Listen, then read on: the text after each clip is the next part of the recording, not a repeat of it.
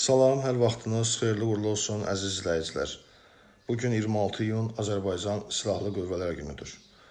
Mən Məmmədov İlkin, Azərbaycan Respublikası Könüllü Nəzarətçilər İctimai Birliyinin Ucar rayon təşkilatının sədri olaraq vətənin keşiyində ayaq-sayaq dayanan, torpaqlarımızın bütövlüyü və xalqımızın təhlükəsizliyi uğrunda canlarını əsirgəməyən bütün igid hərbiçilərimizi bu şərəfli gün münasibəti ilə təbrik edirəm və torpaqlarımızın bütövlüyü, xalqımızın təhlükəsizliyi uğrunda canlarından keçən şəhidlərimizə Allahdan rəhmət diləyirəm.